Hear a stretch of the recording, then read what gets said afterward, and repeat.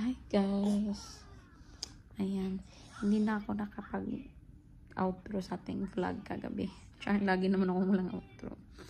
Pero kanina pa kami gumising ni Daisy. Hindi ako makapag-video kasi sobrang clingy niya. Kasi may sakit ulit siya. Yung boses ko guys, bumabalik na. Hindi na siya masyadong paos. Pero umuubo pa rin ako here and sa labas. May freezing, freezing, ano tawag niya? Freezing rain. Parang snow siya na basa na pag mag-stop ito, sobrang dulas dito sa sa road.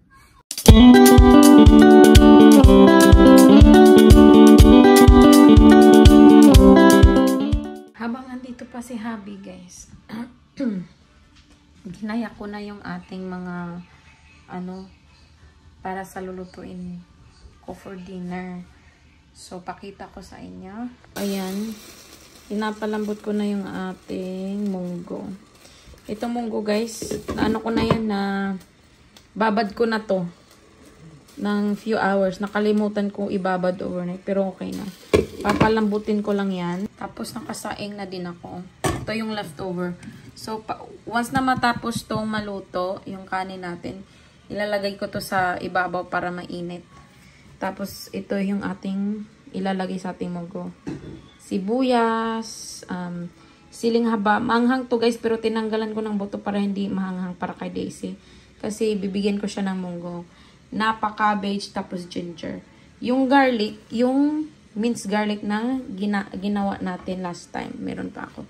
Tapos, 5 pirasong sardinas na isda. Ipiprito ko to. Ilagay ko lang yung dito. Para hindi ano ba yan? Wait lang. Para hindi maanuhan ng langaw. Nilinisan ko na din yan guys. Nilagyan ko na ng asin. Kasi, pag wala na si Habi dito, tapos kami na lang ni Daisy. Wala akong magagawa. Kaya yan. Yan yung labas guys. Nagsisnow. Wet snow pala tawag nito. Nakalimutan ko. Wet snow. Tapos tingnan yung lakaran namin. Oh, puro ice. Hindi pa yan masyadong madulas kasi hindi pa tumigas. Pero kailangan lalagyan yan ng asin kasi madudulas yan. Guys, habang nagvi-video ako, may nakita akong maliit na kamay. May nakita akong maliit na kamay. Tingnan mo. Ayan na naman ang baby Daisy. Ay! Stop it! Birid good ang bana ko kagabi guys. Kasi hindi na siya natulog. Kasi may work siya tonight overnight. So, pag ganon, hindi siya natutulog during the night before. So, naglinis siya ng kagabi, ng bahay kagabi. Nagwalis, nagvacuum. Hindi pala vacuum kasi may printer kami sa baba, marinig. Nagwalis siya, nagmap, inayos na yung mga 20 days.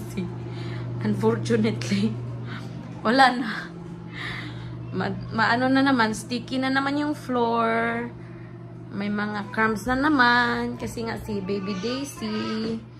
Ganon talaga pag may bata, guys. Medyo madumi ang ating mga, yan naman madumi, malinis, pero magulo lang. Kasi may bata eh. Pag ganon na talaga pag may bata. Guys, nabika na yung ating munggo. Enough ko na yung ating stove. Para tapos mamaya ko na lulutuin. Ang alas 4 pa dito, medyo maaga pa magluto, mag-dinner. Pero mga 5:30 siguro lulutuin ko na 'yon. Para maaga kaming matulog ni Daisy kasi nga may sakit siya tapos may kimbot ako sa umaga. So ayan. Nagnap na to siya guys. Pero maoy lagi kasi may sakit. Yes. Alis na si husband guys papuntang work. For sure may work na talaga siya ngayon guys kasi dinouble check niya yung kanyang schedule. Ang si Daisy. Ayan no. Ginukaluya mong bata ba ne? Bye, babe.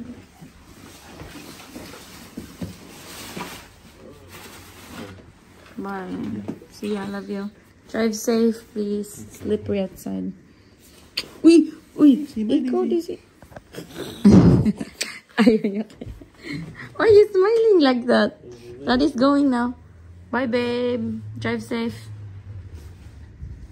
So, yun guys, lulutuin na natin yung ating munggo. Nalagyan ko na ng ano to, bawang. Tapos ilagay na natin yung ating ginger. Gisahin lang natin ito. Olive oil pa lang ginamit ko. Dito pang gisa.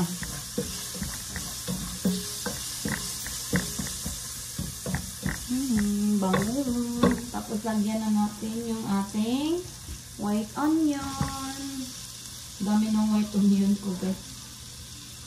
Ayan, ano lang. Madami, mas masarap. Ayan. Isahin lang natin to. Lawakan natin yung kamay ni Baby Daisy. Baka anuhin niya.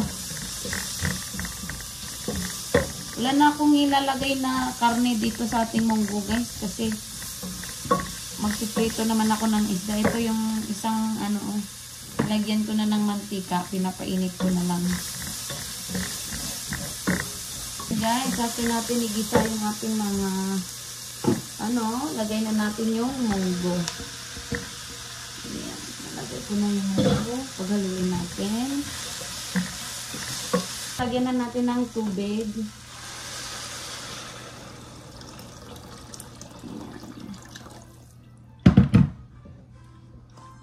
Pagaluin natin to. Mabilis na itong maluto guys kasi luto na naman yung ating munggo. Ayan, papakuluan lang natin to. Pinapakuluan yung ating munggo guys. Pipituhin na natin yung ating isda. Kasabay ko na ito lahat.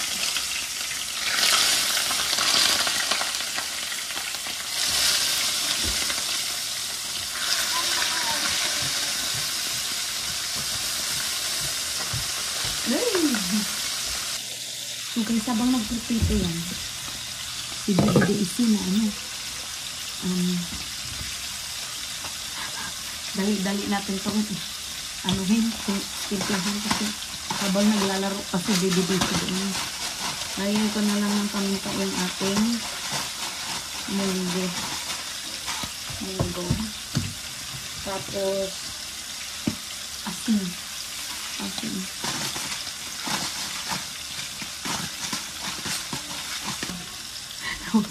Nagmamadali kasi ako. Habang after na nga sinalagyan natin ng chicken powder. Ayan. Isang kutsara. Ayan. Isang kutsara lang. Para may lasa. Nagmamadali talaga ito guys. Kasi si Baby Daisy habang so ayan.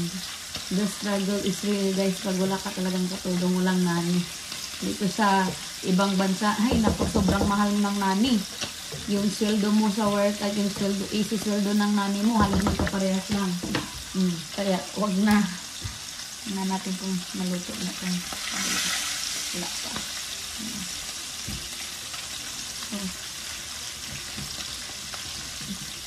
Ilalagay ko na din yung itong ating siling haba.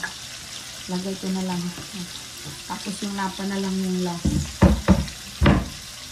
Saan yung ating sandok? Ayan.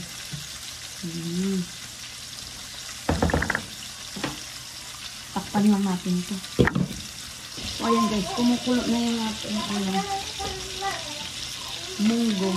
Lalagay ko na yung lapa natin. Lapa. Tapos, lalagyan ko din pala ng green onion. Nakalimutan ko kanina niwain. Daisy, no, that's dirty si Daisy andito sa floor.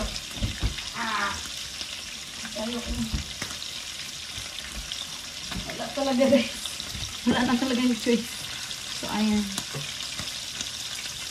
Lalagyan ko sana to ng dilis. Kaso, wag na lang kasi papakain ko kay Daisy to. ating munggo.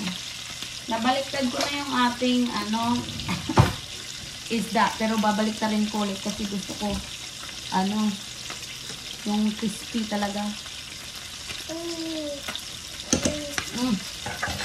Ito na yung lasa niya, guys. Palambutin lang natin yung ating gulay.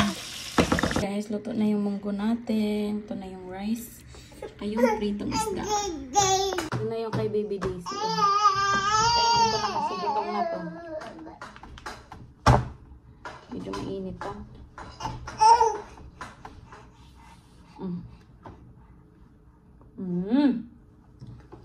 Like it?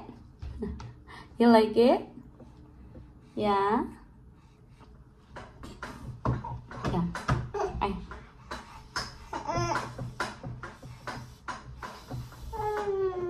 Yeah. Ayun. Daisy approve, guys, oh. Ayun. Why did you take it off from here? No. Mainit pa kasi. Medyo mainit pa. Ayan.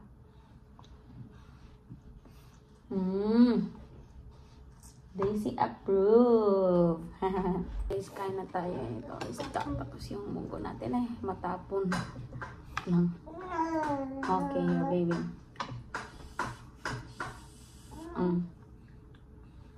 Yeah. Yeah. Ay, inubo. Inubo. What's that, baby?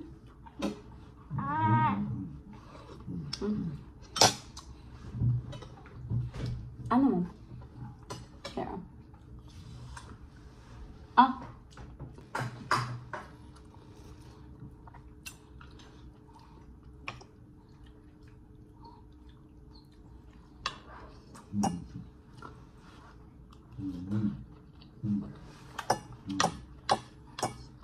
Yan, huwag mo ilaglag lahat. Ay, laglag mo yun. Yeah. Direct na.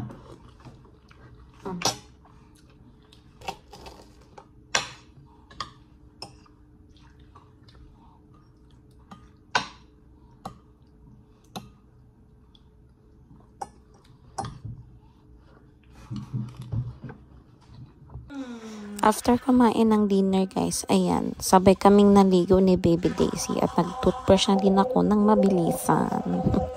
Of course, ang ating Baby Daisy, very curious sa ginagawa ng mama niya.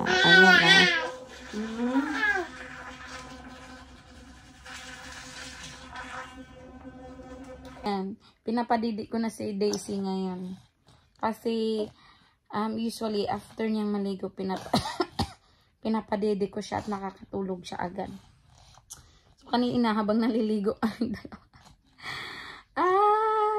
Nagkagulo sa tub. Kasi, syempre, nakahubad tayo maligo. Nakita, excuse me, nakita ni Daisy yung chuchu niya. Yung, yung gatas niya. Yung dede ko. Oh my God. Gusto niyang dumidi. Guys, habang naliligo kami, kaya nagkagulo-gulo kami sa shower. Tawa ko ng tawa. Ayan, dumididi siya ngayon. Hindi ko muna makapakita. So, ayan guys. Nakatulog ng ating Baby Daisy. Oh. Ayan. Sana tulog na to na. Tulog talaga, hindi na. Kasi ganyan siya. Maagang natutulog. Yun pala, nap pa lang. Hindi pa yung tulog na tulog. So guys, as predicted, tingnan nyo.